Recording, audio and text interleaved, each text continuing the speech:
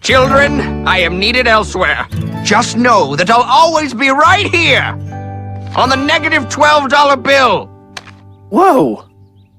This is worthless. It's less than worthless, my boy. Trembly away! Where do you think he's going? I'm gonna say off a cliff. Hello, everyone, and welcome back to Pining for the Falls, the podcast where everyone is just a little bit silly. I'm Fire Princess Silly, and I'm joined, as always, by my good friend, Dr. Sea Monster. Hey, Doc. How you doing? I'm good. I'm really good. Everything's been good for me for the past few days, so I'm good. Cool deal. Been up to anything interesting? I've watched a lot of heterosexual cartoons.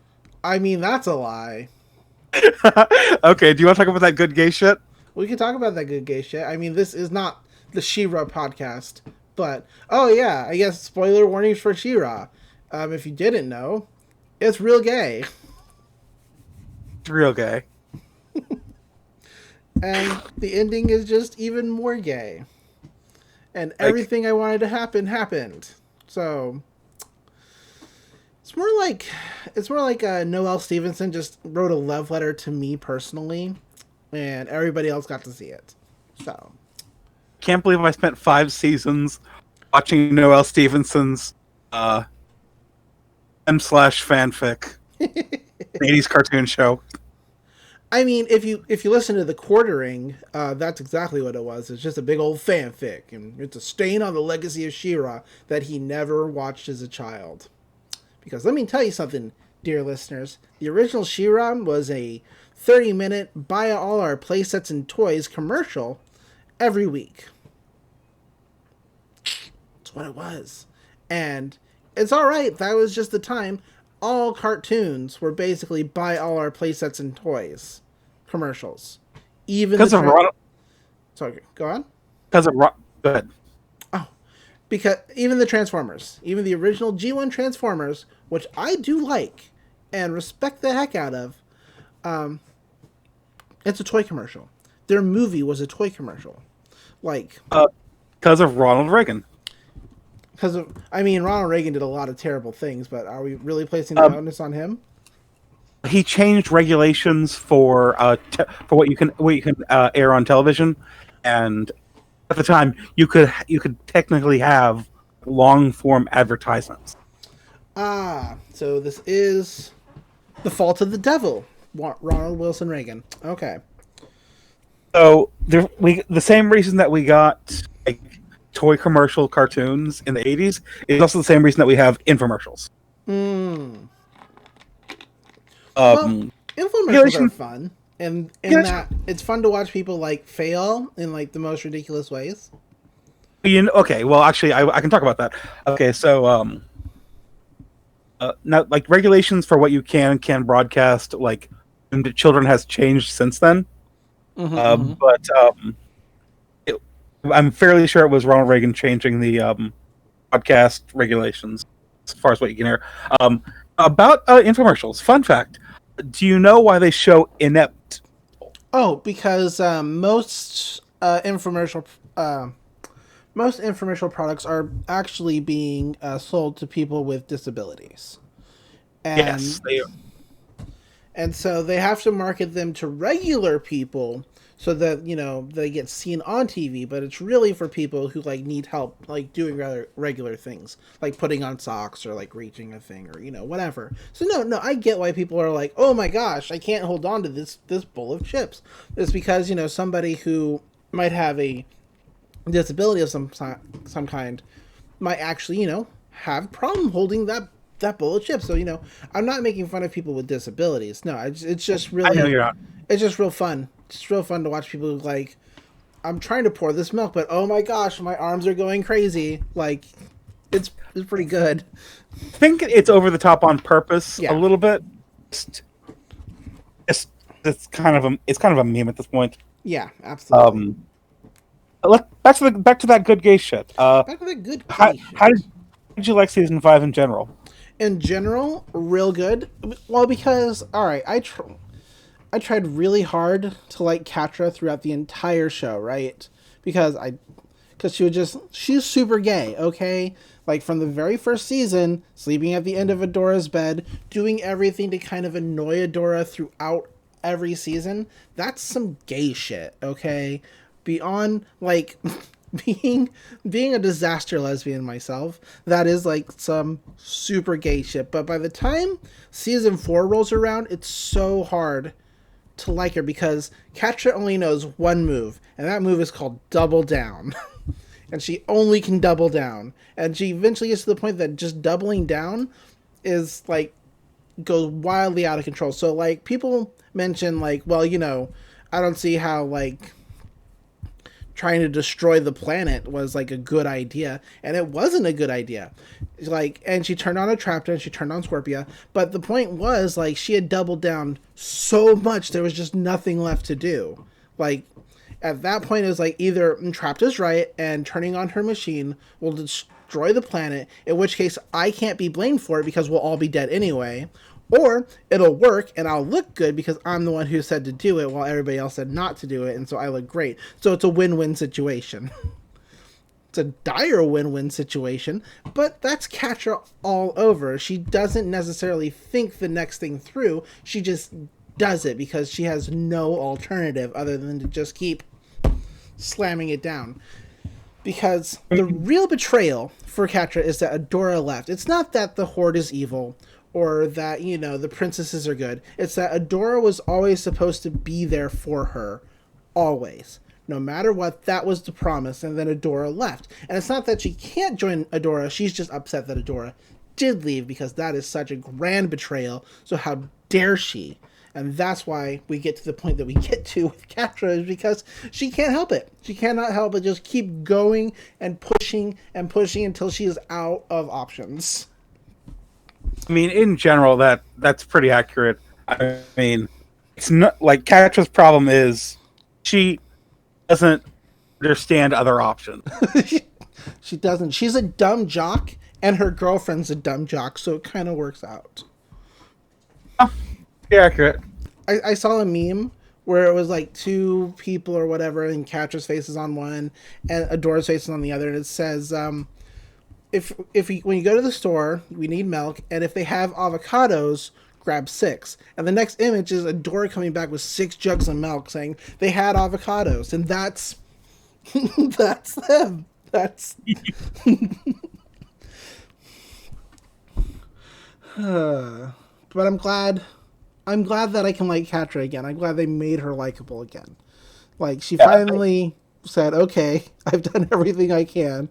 Let's do one good thing," and it's the entire thing that she just needed to do to be a likable person, because she's like, "Oh wait, I fucked up."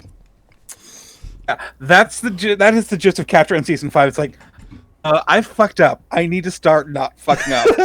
I fucked up so bad that even I can recognize I fucked up. Okay, time to stop doing everything I've been doing. Wait a minute. Maybe everything I've done was wrong, and now I should do the opposite of that. Yeah.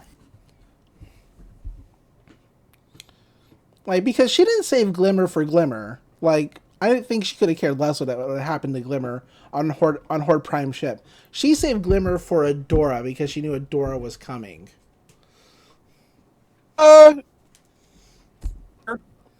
Saving Glimmer was just a byproduct of that.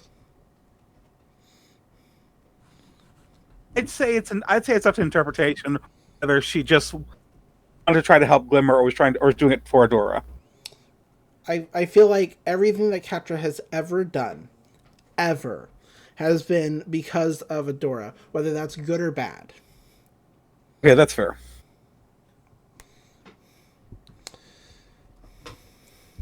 But yeah. Oh, and Noelle Stevenson did confirm that Scorpia and Perfuma do get together. So you know what?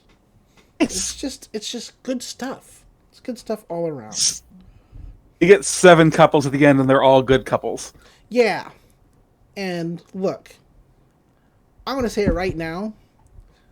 Like, I'm going right out there that Seahawk is a real chaotic pansexual. He didn't get in trouble with people just for lighting their ships on fire. He got in trouble for breaking some hearts along the way. And that was just everyone's. Well, Stevenson has confirmed him as having been in relationships with men in the past. Yeah. So. It was confirmed. Which, I mean, it didn't need to be confirmed, It really did. but I'm glad that it was. But yeah, it was a good show. I like it. Sailor with a mustache and a neckerchief. And a neckerchief who loves sea shanties and adventure. I know. I'm not saying that there's not flamboyant straight sailors, but it's a percentage thing. It's a percentage of it's how many are there really?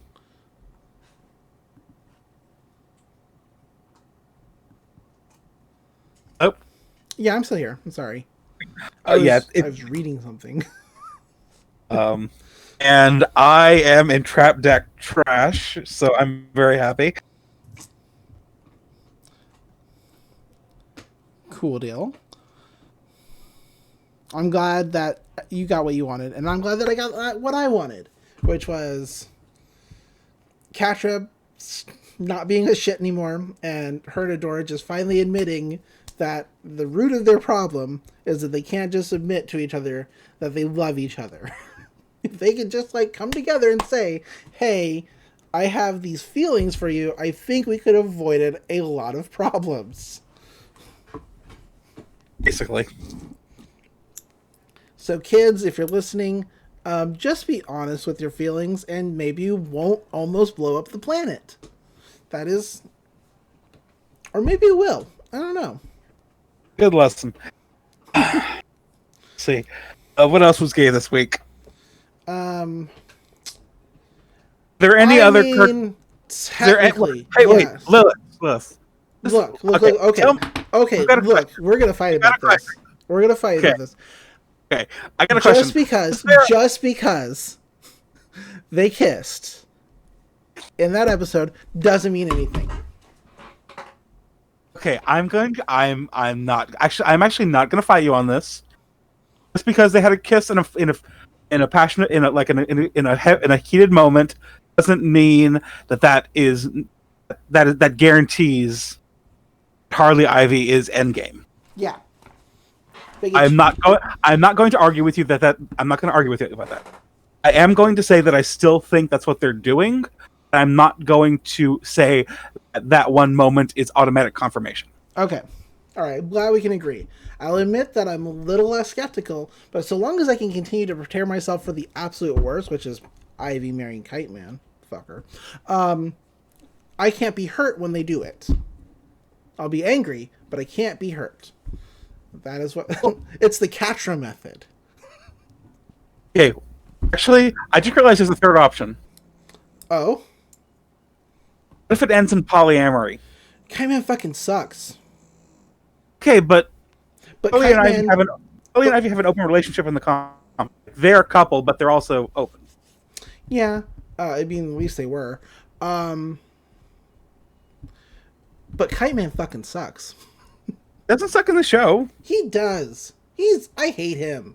Like, he's not like a bad guy. He just sucks. As a person. Like, he's the most... I feel about Kite Man. Kite Man the way that a lot of people feel about Swiftwind in She-Ra and the Princess of Power. I mean, Kite Man's a dumbass, but like he treats Ivy with respect. I mean, kinda. He's kind of cut down on all the overt sexual crap, which was like my big problem with him in season 1. Is just like him like coming onto Ivy the way he did was not respectful, and then she fell for it. It's clear that was bluster. It's like he does. That's him not knowing how to relate to other people. I suppose. And when he cut that crap, that's when they started having an actual relationship. I feel okay. I'm not saying that I necessarily want that happened. Pac-Man's not my favorite character. I just don't hate him. He's I a meme. He's a meme. And they gave him too important a role in this show. A few years ago, I decided it is not worth mental effort to hate fictional characters passionately. There's plenty of characters I don't like. I cannot like characters as much as I want, but like I don't put the effort into like hating fictional characters. Most part. I feel like hating a fictional character is totally effortless, but that's me. Also, hating real people. I don't like real people a whole lot.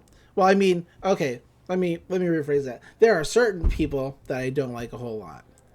Like, speaking about She-Ra, and last week we spoke about Magic the Gathering, the Quartering is real upset about She-Ra, and that makes me happy. Good. It's always good when Nazis are angry. Yep. If you've pissed off a Nazi, you're probably doing something right. Absolutely. 100%. There are no good Nazis. Really not. Controversial take, I know, but there are no good Nazis. Like, and this could come down to, like, people like, well, what if a Nazi gave away a bunch of money to charity? One, a Nazi probably wouldn't, but even if they did, that doesn't absolve them of all the terrible shit they'll do. Or have done. Kind of works like that. Okay. Assuming that a white supremacist fascist donates a bunch of money to charity. Okay, great. That's good for that charity. Is the person still a Nazi? Do they still hold Nazi beliefs? Are they still looking like a Nazi and acting like a Nazi? Then yeah, they're still a terrible fucking person. It looks like a duck and it quacks like a duck, Lilith. It's a duck. It doesn't matter if it gives you a $20 bill. Or a negative $12 bill. Yeah. It's worthless. That'd be a good segue, but I'm sure you've got other stuff you want to talk about. Yeah. I mean, that would have been like a really great segue, but sorry, y'all. It's my turn. What have I been up to? Other than denied. Other than gay cartoons. I, of course, as always, have been watching wrestling because we are getting to a pay-per-view this weekend. So wrestling is kind of ramping up a little bit. I mean, as much as wrestling should probably be kind of ramping down because of pandemic, nope, it's ramping up. And now that wrestling is an essential business in Florida, wrestling is just happening now. I mean, there's no fans in the crowds unless you consider, like, okay, so WWE apparently doesn't do any crowds, period. AEW, however, does like wrestler crowds. So like there are people actually making noise for like segments and stuff, which makes it feel a whole lot better. Less empty. Feels nice. Feels good. Maybe they shouldn't be. I'm not here to say what they should and shouldn't be doing. I mean, I kind of am. I like wrestling a whole lot, but if they were like, okay, y'all, this is like too serious and we have to take a break, fine. Absolutely. I don't know how their contracts line up to allow them to do that, though. So I don't know how much I can say that, like, because they're on TV, so I don't know if their TV contract says, well, every week you have to produce us something, or if, because I know their contract with BR Live and Fight TV says that they have to put on 4 pay-per-views a year, so here's number 2. But yeah, Double or Nothing, number 2, is happening this weekend, and I'm real excited for it. It's got a really weird match. It's got a really weird match that I don't quite understand. I mean, I understand it, but it's just like, I don't know. They're going to have a casino royale ladder match. It works like a battle royale, except for there's ladders, and at the top of the ladders there's a thing to get, and whoever gets the thing wins the match. Which technically means that somebody who like shows up in the beginning or towards the middle could win before the final entrants have even hit the ring. On top of that, they've announced 8 people with a ninth mystery person, which could be anyone. It could be anybody who's already currently in AEW. It could be somebody who has just been signed, if they've signed anybody in secret. Like, it's so wild to me that that this kind of match even exists. But it is a thing. Oh, this week on wrestling, Chris Jericho destroyed Vanguard 1, and I cried over a drone. That's right, Vanguard 1's a drone, a literal drone, remote control, flying drone, and he smashed it with a bat. And I felt real bad because Vanguard 1's a big part of the Broken lore. Matt Hardy came out and held the pieces of his friend, because Vanguard 1 has its own essence, and it was a real sad time. It really felt for him. And Jim Cornette can suck it. Yeah. As always, fuck Jim Cornette. And that was wrestling this week. It was real fun. My shirts for wrestling, because I got t-shirts for wrestling, finally came in. I have my own Matt Hardy shirt. My wife has an Orange Cassidy shirt because she likes Orange Cassidy. And I could not be happier that she likes Orange Cassidy, to be honest. Talked about She-Ra, talked about Harley and Ivy, which that makes up the bulk of my week. And yep, that's it. That's all I got to talk about. So you can stop zoning out. I didn't zone out. I heard your thing. I felt bad about the drone. It's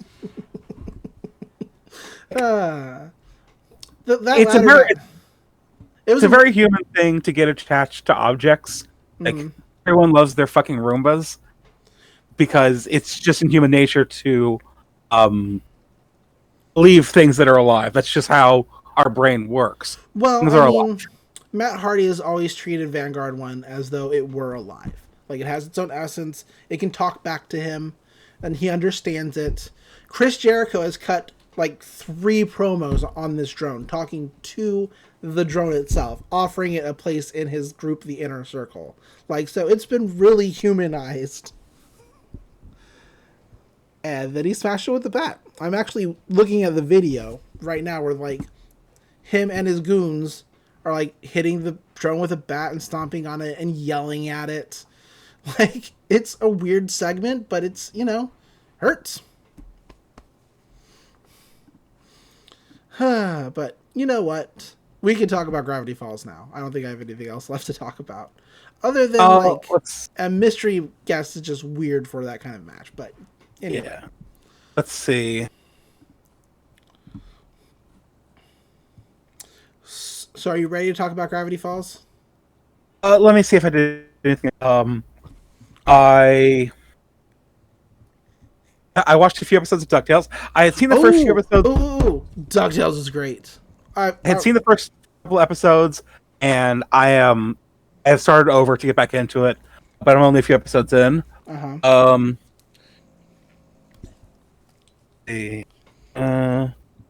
got my box of magic cards in the new set. I am a trash person, and I wanted the alternate art cards. I bought what's called a box of collector boosters, which are premium booster packs full of foils and alternate art cards and stuff. It's a terrible way to squeeze extra money out of your audience. But these Godzilla cards are also beautiful, and there's other art things. There's these Triome cards that are bleedingly gorgeous. Now, you told me that your favorite kaiju is Destroyer, right? Yeah, Destroyer is my favorite. I actually did get the Destroyer card, and if you want, I can send it to you. I mean, don't you want that card? It's not quite my style. Oh, okay. I don't even like. I have Magic cards. I don't really play Magic anymore. But sure. As a collector's booster box, it's about $215, and there's 12 booster packs in it.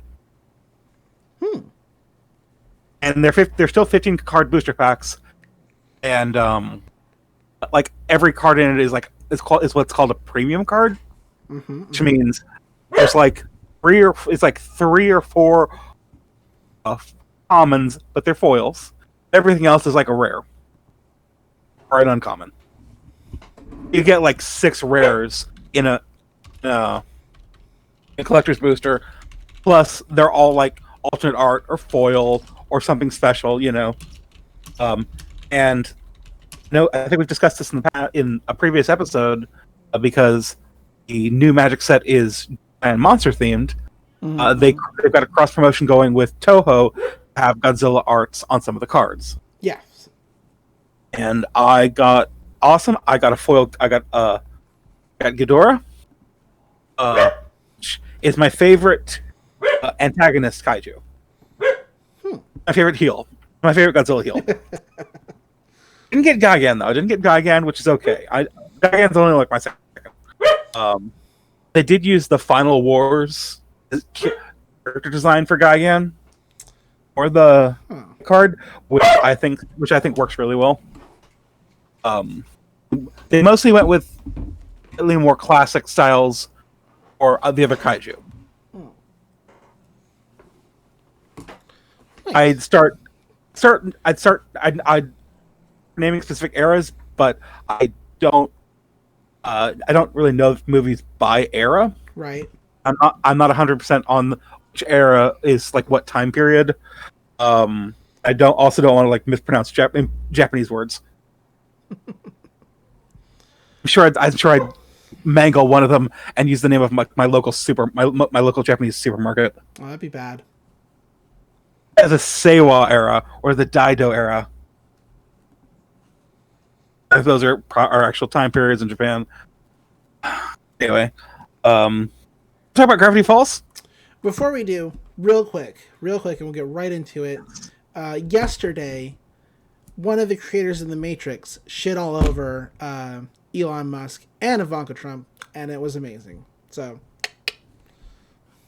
it was great. Anyway, Gravity Falls. Actually, let me make sure. I did. I started playing some video games. Oh, okay. Finally caved and started conforming to the zeitgeist. I mean, yeah, people are playing Animal Crossing. Partner got me Animal Crossing as a gift for my birthday, and I've been enjoying it. I've only like played one Animal Crossing game before, and I didn't really click with it. I'm actually kind of feeling this one. I like it. Well, good. Very cool. And another friend got me Bloodstained Ritual of the Night, which is a Metroidvania, Castlevania clone, and I love it. It is great. Very cool. I don't know if you are a Castlevania fan. Not really. I mean, I've played the games a little bit, but never gotten like deep into them. So when everybody was getting super excited for like the animes for those on Netflix, I was like, "Oh, cool! Very glad for you." Like, very happy that everybody is getting a thing that they wanted. Anime is really good. It's not slavish to the plotline of the games. It adapts characters and themes, plot lines, but like you don't need to be familiar with the games to enjoy the show. Like when they do a reference or an Easter egg, it's really great payoff. Because in a season 3 episode, they featured favorite boss in an episode, and that was amazing for me. But like, if you're just want to see a good show that is very violent and funny, watch Harley Quinn. But Castlevania is also very good. I like that show a lot. I'm written by Warren Ellis, who's mostly a comics writer. I don't know if you know Warren Ellis. The name sounds familiar. Transmetropolitan, Next Wave. He did some stuff for Wildstorm. If If you have you read Next Wave? No. It's a lot like Next Wave. It's a lot like the comic Next Wave. But anyway, quick, let's come up with another $12 bill, negative $12 bill reference. That segue action going again. I don't know. That sounds like it'd be completely worthless to do at this point. It's like a negative $12 bill. Bam! We did it. Okay. So All right. we watched episode 8 of Gravity Falls, Irrational Treasure, which is honestly one of my favorite episodes in the entire series. This is actually one of the first 2 episodes I ever saw. And it isn't my favorite of season 1. It is definitely one of the best. Yeah, absolutely. We open on Stan and the kids in Stan's car, and Stan is stuck in traffic, which amazingly Gravity Falls has any traffic, but he is honking, he's mad, kids are eating snacks, and it turns out, well, Mabel's doing something silly. She put on 2 nacho chips as earrings, and she's like, I'm hilarious, I'm the best. And Uncle Stan says, that's debatable. But he's like, what the fuck is up with all this traffic? Like, this is bullshit. And he's like, why are there a bunch of wagons? Oh, no. He's like, and he's looking for a way out because he has realized what the problem is. He is, like, freaking out. He's like, not today. Please not today. And everybody's dressed in, like Puritan clothing. And it's real old-timey crap. Because today is Pioneer Day.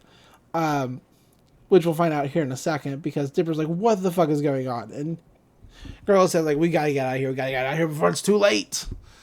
But they cannot get anywhere because they've been circled by the wagons.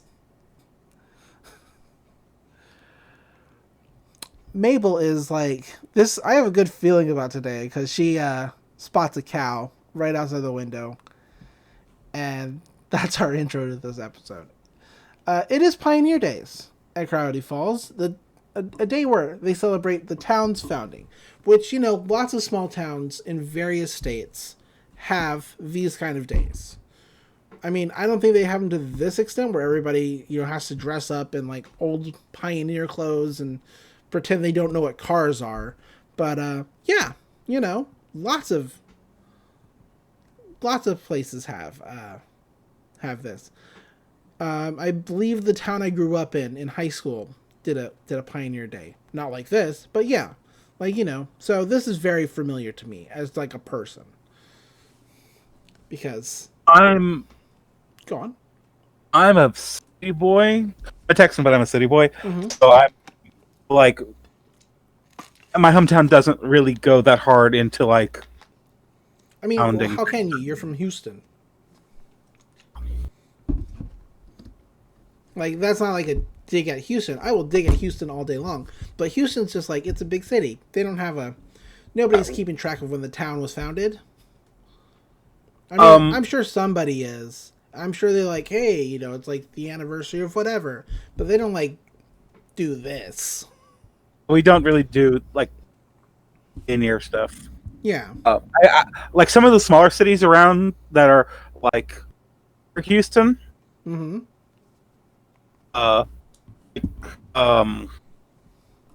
Richmond and Katy and Sugarland. They tend to do more of that kind of stuff. Right, because they're smaller. But yeah. So Grungle Stan hates Pioneer Day, and I understand why. Dipper looks at a picture of, like, the old town, and, like, he pulls his picture down, his black and white picture, and it's like he's looking at, like, what looks like an old-timey scene, because people are walking by with dirty glass, so it looks all brown, because not only is the future brown, but the past is brown as well. We're just caught in, like, the middle of this color era. Brown is the future, and the past. Gurgle says, like, it's Pioneer Day. Every year, these yahoos dress up like idiots to celebrate the day Gravity Falls was founded. And this is when Toby, determined, shows up. He's like, welcome to 1986, or 1863. 86 would be like real modern, but 1863, and Grunkle Stan threatens to hurt him. It's really great. But there's all kinds of old-timey stuff, candle dipping, gold panning, and it's like the one day a year when old laws are in effect or new laws are like not observed because we witness a man marrying a woodpecker, which is weird. It's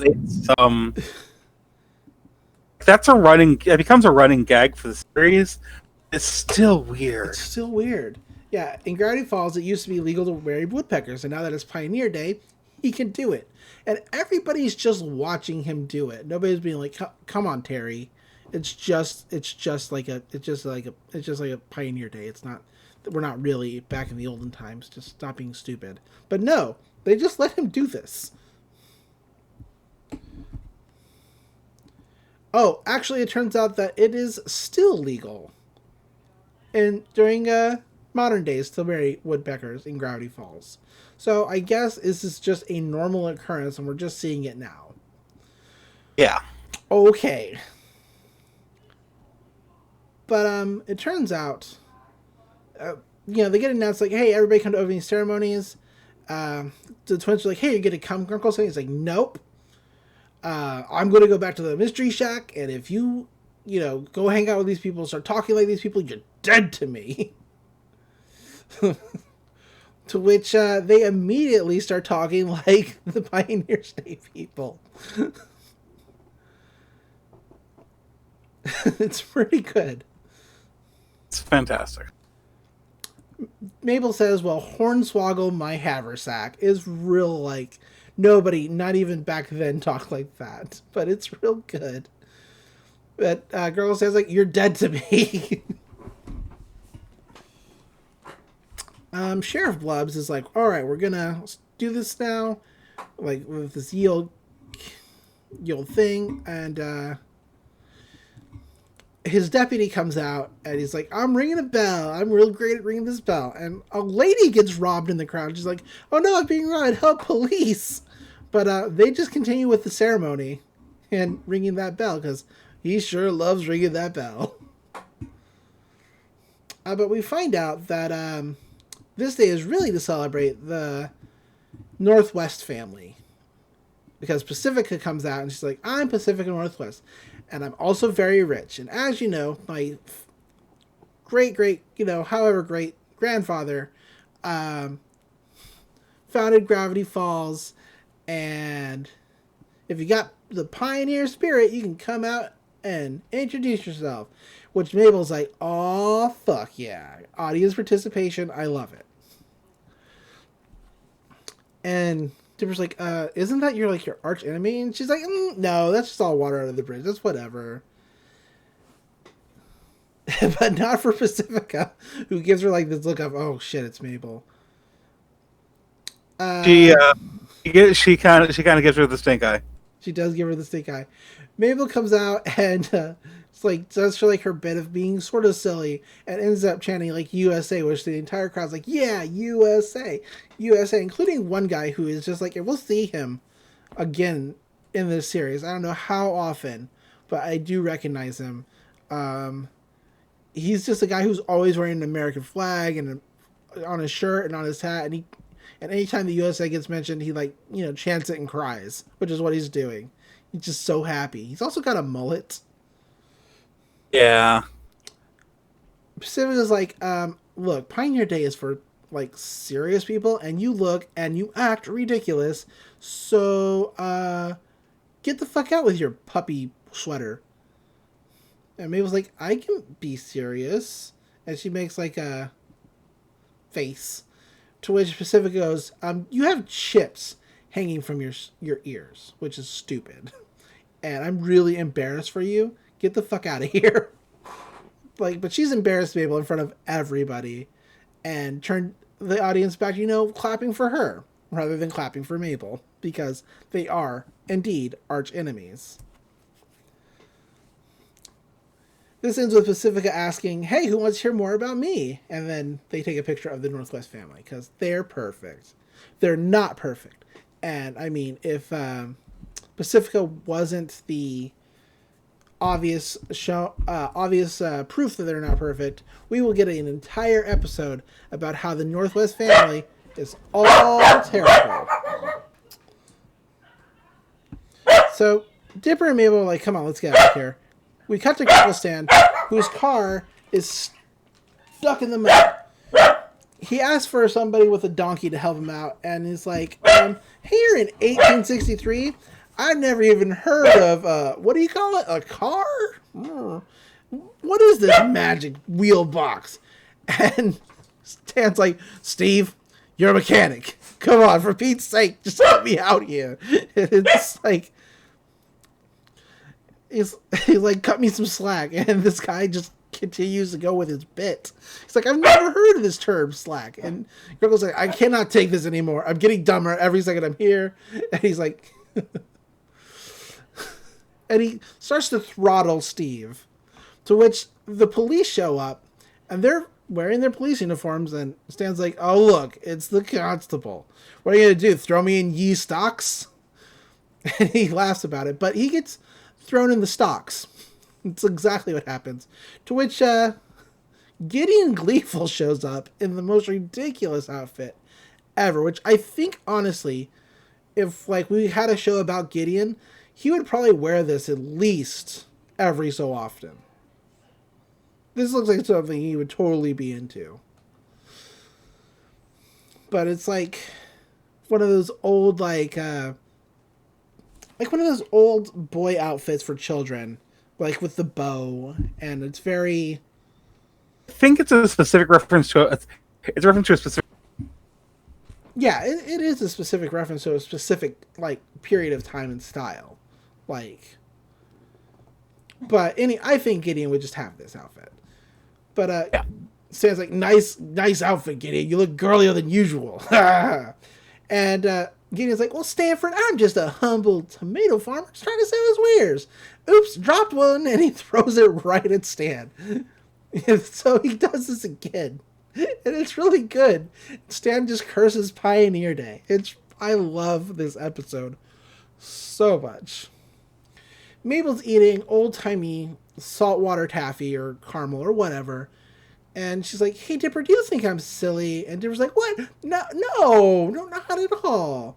She's like, I knew it. I'm silly. And people think it'd be just one big joke. And the sweater's dumb. And she ties it around her waist. She's like, Dipper's like, but you love that sweater. And Mabel's like, yeah, but Pacific ruined it for me. Like, she ruins everything. And Dipper's like, why does she think being related to the founder of the town means she gets to treat people like garbage? Like, it's not right. Somebody needs to take her down a peg. And he's like, you know what? I remember something from the journal. And he's like, hey. And he reads a passage where the journal's like, hey, in my research, I discovered that maybe Nathaniel Northwest is not the true founder of Gravity Falls. But I haven't been able to prove it. There's a bunch of secrets. Here's an enclosed document that might help you out. If I could only crack the code, I'm sure I could prove it. To which Dipper and Mabel decide to go on this quest to prove that Pacifica's family is not the original family that founded Gravity Falls. And we're going to go do this thing. Mabel's like, really? We're going to do this? Oh, wait, I totally got to go. I'm totally on board with this because conspiracies are, like, super serious and not at all silly, right? And Dipper's like, oh, yeah, totally. She's like, and if I took a part of this, nobody could ever call me silly again. Which is, not true, but sound logic, kid. And Dipper's like, yeah, mystery twins. And Mabel's like, I thought you hated that. And he's like, it's grown on me. I've accepted it. Somehow Sheriff Blubbs is listening in on them. He's like, we've got a code sepia. And some mystery person is listening in. He's like, what are you going to do about it? And Blubbs like, I'm going to follow him right now. He's like, and person's like, find him. No, nobody can find out, the truth. And Blubbs like, all right. Come on, Deputy Darlin. We gotta keep this cover up going. It's been the mission we've been preparing for our entire lives. And Deputy Darlin rings his bell, to which Blub says something that's really great. Probably one of my favorite lines in the entire show. He's like, if being delightful was a crime, you'd be breaking the law. It's really good. They're gay. Okay. Quick aside. When I first saw this episode, I thought it was calling the deputy Darlin. Oh. I didn't realize his name was Darlin. I thought he was just calling the deputy Darlin. No, it's Deputy Darlin. That's really good, though. Yeah.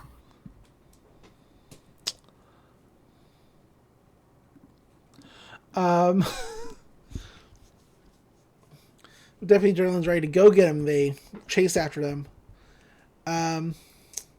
We cut to the library where he's my favorite character. Why do I have such time? At least one of my favorite characters. Why do I have McGucket? Old Man McGucket. I don't know why I have such a hard time remembering his name as much as I like him, but it happens. He's telling a story to a bunch of children. And he's like, come on, let's eat some books. And so he starts chewing on a book. And they're like, what the fuck? We're at the library because this is a perfect place to do research to find out that Pacifica is a total fraud.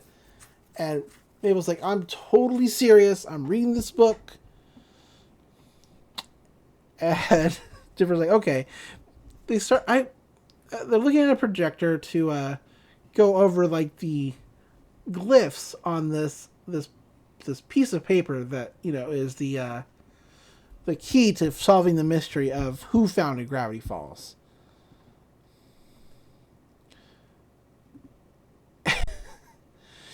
And he comes to the conclusion that lighting the paper on fire will reveal the secret of it, and therefore they'll know the truth. And Mabel's like, oh man, that's so obvious, of course. She's like, and Dipper's like, let's just light it up. To which Mabel automatically makes a hat out of the paper because she's silly and she can't help it. And she's like, oh no, I made a hat. That's so silly. And Dipper's like, wait a minute, you folded it right into a map and I was going to burn it. That would have been really bad. So, point for Mabel. The police are now in the library. They're like, we're looking for 2 kids. And so Dipper's like, uh-oh, time to take this somewhere else. So they follow the map to the Gravity Falls Museum of History.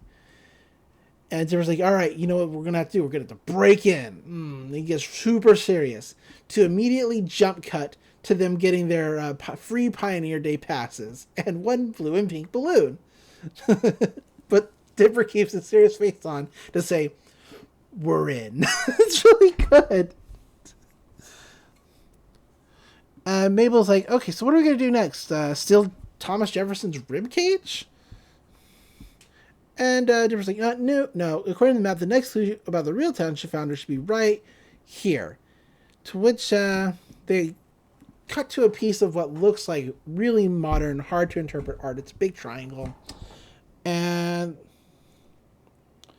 Dipper's like, I have a feeling those cops weren't at the library to check out books. Like, duh, they said they were looking for kids. And Mabel's like, I don't think the one with the bell can read. It's just really good. So they're staring at this art piece for a while.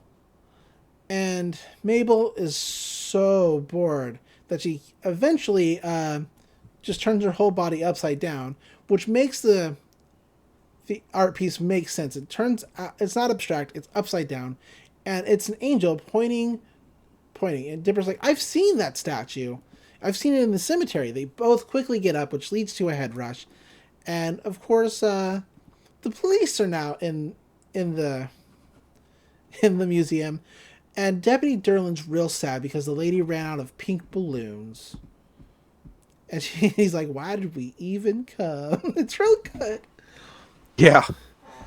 I really do like these 2 dumbass cops. Yeah. I'm a sucker for a good double act, and man, do they have a good double act going. They do, absolutely. The radio comes on, and it's the mysterious shadow voice from earlier. And he's like, Deputy Blubbs, have you got the targets? And Blubbs is like, nope, but we are close. Yeah, we're totally close. We promise those kids will never get past us. To which the twins immediately run past them. And then they get stuck in the cops get stuck in the door, which is really good. We then cut to the man who just married the woodpecker. The woodpecker is tapping on a wooden table, to which he's real annoyed by it. He's like, for the last time, we are not going south for the winter. Our home is here. And the woodpecker is just tapping. And then we go to Stan, who's trying to pick the lock of the stocks with his mouth. Pacifica shows up, and she's like, oh, if it isn't Mabel's uncle, Mr. Pines. You looking for this? And he's like, yeah. What do you want, money? Because she's got his hairpin. And she's like, I want you to say that the Northwest family is the best family in Gravity Falls. And Stan's like, oh, sure. You want that in writing? To which she pulls out a notepad and a pen, and he writes something with his mouth. He's like, there we go. And he wrote, you stink. And he's like, I did that with my mouth. It's really great. He's the best. He's the best. Pacifica calls a bunch of people with tomatoes over, and they pelt Stan off screen. But we cut to the twins in the Gravity Falls cemetery, and they find the statue, and Dipper's like, the statue must be pointing to the next clue. So they're looking, and Mabel's like, oh, look, she's picking my nose, and she puts her nose on the statue, which is real gross. I understand that this is going to work, but oh my gosh, it is. I hate it. But she moves her face in such a way that it like makes the finger move, and it opens a secret passage. And she's like, haha, I did it. I did it with my silliness. This is great. And so they're going down the secret passage. And Mabel's like, oh man, I feel so serious because we're in real conspiracy mode. She eats another taffy and throws the wrapper away, which is actually a problem. Dipper's like, you gotta watch out for booby traps, Mabel. And Mabel's like, haha, booby traps. And she almost gets hit by some tranquilizer darts. They run through the tranquilizer darts and slide down a hole into a top secret room full of just old top secret stuff. It's a historic trove of treasury things, including that Lincoln wore a hat because he had a hand on his head, and that Benjamin Franklin was secretly a woman. Which is weird. That's a weird bit. I don't know that I care for it. That is an actual conspiracy theory, though, that some people have, that Benjamin Franklin was actually a woman. Really? It's also one for Lincoln. Is that he had a big old hand on his Oh, head? that Lincoln was secretly a woman. Oh. Weird. I think Lincoln was secretly a woman, and Mary Todd was secretly a man. I mean, I'd be cool. Whatever. We get to a file that says the Northwest cover-up, and Dipper's like, oh, now we're going to find out who the real town founder was. This is great. It's like, let it be recorded that Nathaniel Northwest, the founder of Gravity Falls, was in fact a fraud, as well as the waste-shoveling village idiots. And Dipper's like, yes, this is the best. I love this. And Dipper's like, wait until the papers hear about this. And Mabel's like, oh man, once people find out that I solved a conspiracy, they'll never call me silly again. To which Dipper continues to read on. The true founder of Gravity Falls was Sir Lord Quinton Trembly III, Esquire. And Mabel's like, who's Quinton Trembly? And that's when the police show up. They're like, that's none of your business. Bum, bum, bum. Deputy Turlin is ringing his bell because he's like, we got him. He's ringing, he's so happy, but he's also real tired because he got hit with quite a few of those darts, as we see as he falls over. Like, it's real good.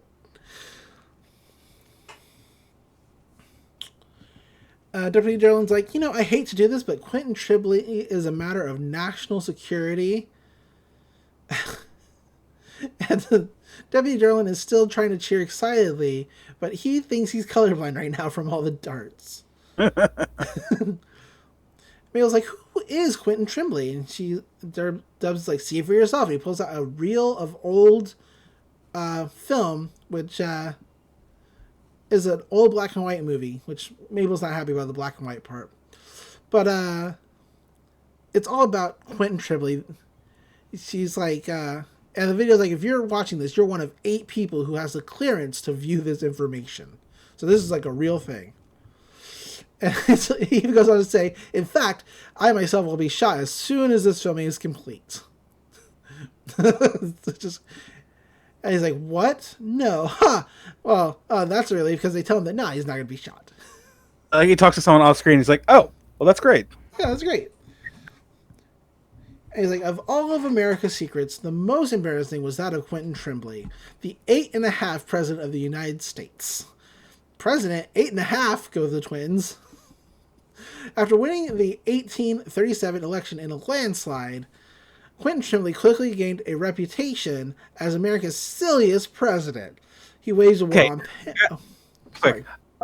Well, the narration says he won in a landslide, and they show a picture of a landslide.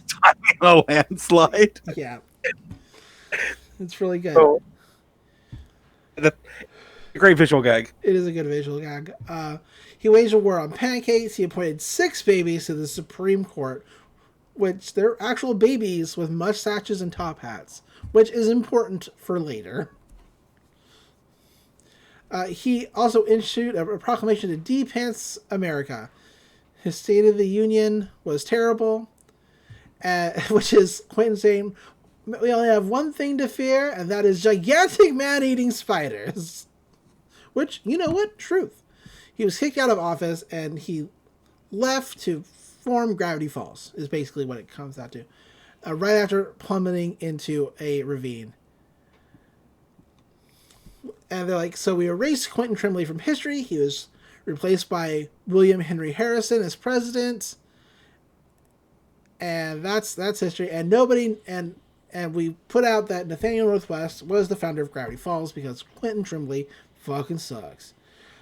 And they're like, the whereabouts of President Trembly's body are totally unknown. And Blub says, until now. And then they cut over and there's Trembly. He is encased in like amber or something. But it's not, because Quinton Trembly thought he could live forever if he encased himself in a solid block of peanut brittle. Blubs is like, hey, our one mission in life was finding Trembly, and thanks to you, it's now complete. So, good job. We're going to get, like, promotions. And Darlene's like, who knew all we had to do was just follow a little girl's trail of candy wrappers. And Mabel's like, fuck, I'm so silly, I fucked this up. And Blub's like, well, since you two found out, we can't let you go around talking about it. And Diver's like, are you going to kill us? And Darlene's like, oh no! And I was like, no. Like, it's real good. He's like, calm down, little buddy. We're just going to escort you and all this stuff back to Washington. It's like... And they're like, but you're not coming back, by the way. Like, this is a one-way trip. So they're on a train, and the officers are in their own cabin, and they're just so excited. Deputy Derlin's excited about the fold-out beds, but Blubs has bought his book of scary ghost stories, and they're going to make friendship bracelets. It's real cute. They're super gay. Like, I want to keep saying that just because it's the truth. Anyway, Dipper and Mabel don't get quite the same accommodations. They're locked in a box with Quinton Trembly. And Mabel's like, God, if I wasn't so fucking silly, if I wasn't such a goddamn embarrassment, we wouldn't be in this situation. Pacifico's right, I fucking suck. And so she eats a piece of the peanut brittle that was encasing Quinton Trembly, which It breaks it down, and he's still alive. And Dipper's like, how can you still be alive? This is ridiculous. And Mabel's like, whoa, peanut brittle really does have life-sustaining properties. That's crazy. And she's like, you're not silly, you're brilliant. And Quinton Trembly's like, and so are you, following my clues and freeing me from my delicious tomb. And Dipper's like, hey, he's right, making maps into hats and hanging upside down. Your silliness solved the code. A serious cop's gonna crack in 100 years. And Mabel's like, oh, stop it. And Serious cops in quotation point marks Blubs and Derlin. Yeah. Quinton's like, we seem to be trapped in some kind of a box. And Mabel's like, it's a crate. And he's like, good thing I have the president's key, which will open any lock in America. And he's just dabbing it at the box. And he's like, I don't think that's going to work, says Dipper. And he's like, oh, yes, wood, my age-old enemy. Which, there were theories that Quinton Trembly is indeed the Doctor. Because of, he's got a special key, his enemy is wood. Yep. I mean, he definitely acts like a Doctor-type character. Yeah. Quentin's like, okay, to get out of here, we're going to have to take the most silliest plan ever conceived. And Dipper's like, I know who can help you. And he was like, what about that hole right there? We'll leap through it. And they try, which does not quite work. They get a finger through. And he was like, trust in the silliness. It calls on a woodpecker, to which Quinton says, is that my third wife, Sandy? So, lots of bird marriers in Gravity Falls. And, I mean, we've only seen 2, but 2 is more than there should be, I feel. Don't marry birds, kids. I mean, it's the modern age. You can find a lot of things on the internet. Of course, most of if you do try to look for like sexy woodpecker, you're just going to get like anthro art of Woody Woodpecker for the most part. You're not going to get like woodpecker OCs. I mean, I'm sure. Oh, jeez. Anyway, the woodpecker breaks down the box, and Quentin's like, "Well, we didn't break out of the box. Let's rebuild it and try again." And Dipper's like, "We gotta get out of here." Which Quentin's like, "Yeah, you know what? Good idea." So they exit the car, and as they exit, there's Deputy Derlin getting some ice, and he's like, "Oh my God, blubs! They're free!" And so they run the opposite direction, which leads them to an emergency exit, which once again Quinton tries to open with his president's key. Dipper opens it regularly, and we lead to a good train chase. Good train chase scene. And Buzz is like, there's no escape. He's out of breath because he's a little pudgy, and he's like, I gotta take a knee. And Deputy Derlin's like, are you okay? Can I get you anything? Because they're gay. Blub says, Edwin Derland, you are a diamond in the rough. She's like the one line, the first, like, is the one of the lines in the show that is stuck in my head forever. Yes. Deborah says, Sheriff Blubs, do you really want to lock us all up in the government facility somewhere? And Blubs is like, I've got no choice. Our orders come from the very top. And Dipper's like, wait, Quentin, did you ever sign an official resignation? And Quentin's like, no, sir, I ate a salamander and jumped out the window. And Dipper's like, well, then technically, you're still legally the President of the United States, right? Which is not true. Even if he didn't sign his resignation, he gets a 4-year term, kid. It's been more than 4 years. But whatever, the logic, I guess, in this universe checks out. Because Dipper's like, you've got to listen to this guy now. And the police are like, what? And Quentin's like, as president of these several United States, I order you to pretend this never happen and to go on a delightful vacation. And then he gets hit in the head with a sign. But Blubs is like, a vacation? What place have you always wanted to visit? And they go, 1, 2. And they're like, silly water fun slides in Grand Lakes, Michigan. They're adorable. They're still cops, though. But they do. They go on a nice vacation. And Quinton's like, you've done a really great service to your country, Mabel. As thanks, I'd like to make you an official U.S. congressman. And he gives her a top hat. And she's like, I'm legalizing everything. And he's like, Roderick? to Dipper. And Dipper's like, And he's like, you're on your way to unsolve, like, the greatest mysteries of this land, and I'm going to give you my president's key, which actually doesn't do anything. Actually, it does come back up, and it does do something, but, you know. As they're walking back to town, Quinton Trembly is telling them stories of, like, the past, and what it all boils down to, really, is that George Washington, the story is, and then he chased me around and spanked me with a paddle for like 3 hours. He's like, bottom line, George Washington was a jerk. To which Mabel agrees. But we come back to Pioneer's days, Pacifica's being mean, of course. And Mabel's like, hey, Pacifica, I uncovered a big government cover-up about the 8.5 president of the United States. Who's silly now? And Pacifica's like, what? Who is that idiot? And Quinton Trembly is trying to fight what appears to be a bald eagle. It's really good. Yeah. Like, get back here, you bold bastard! Yeah, pretty much. And Mabel's like, that's the 8.5 president of America.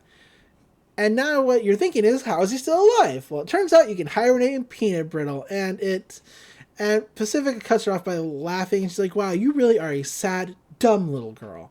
Nice top hat, by the way. Her parents are like, haha, good one, daughter.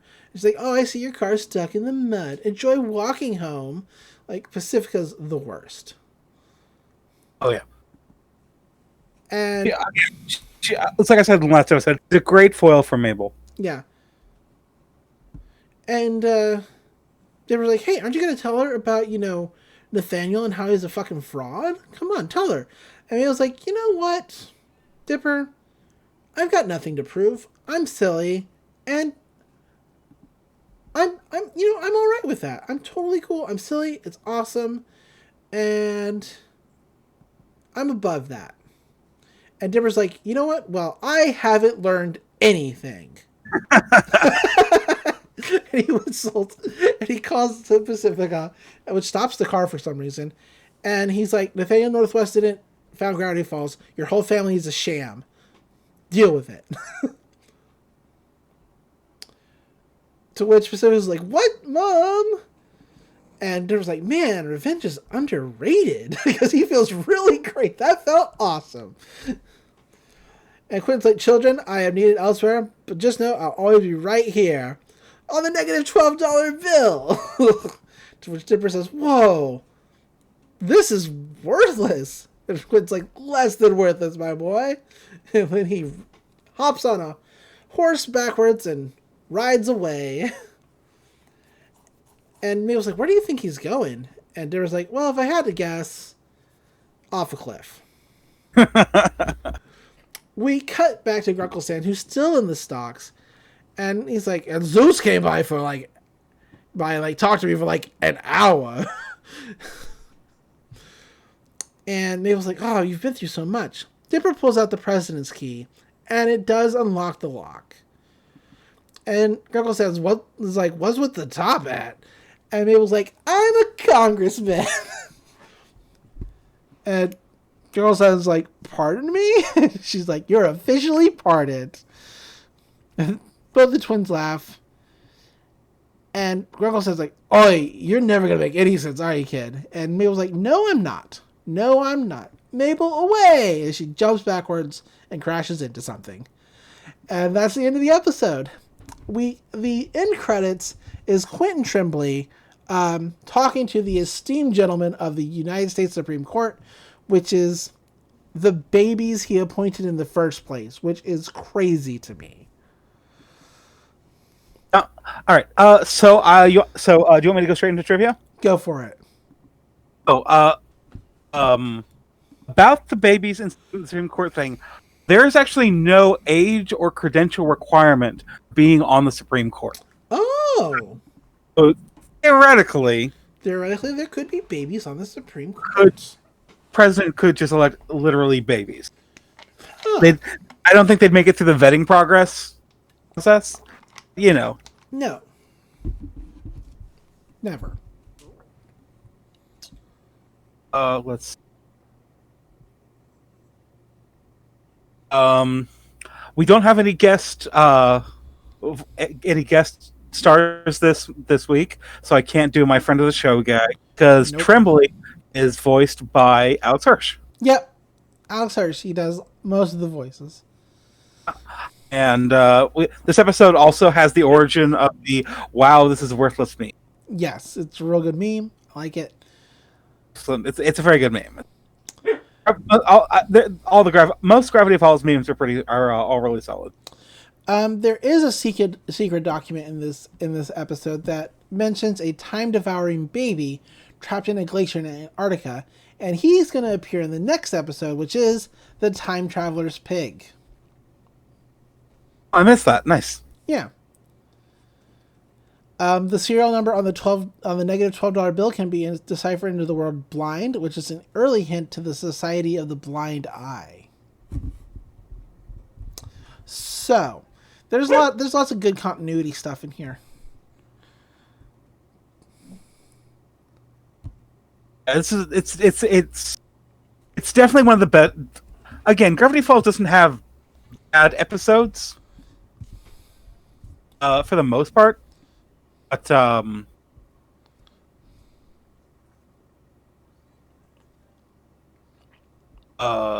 this is definitely one of the better ones. Absolutely. The cryptogram this week, once decoded, reads out E pluralis Trembly, which in Latin means out of many Trembly. And that's this week's episode, y'all. That's it. We're done. Did it. So, unless you've got anything else, any more trivia to talk about. No, I've pretty sparse for this episode. Again, there's not a ton going on. Right. Aside just like a good plot. Absolutely. All right, then. So where can people find you on the internet if they want to talk to you about stuff?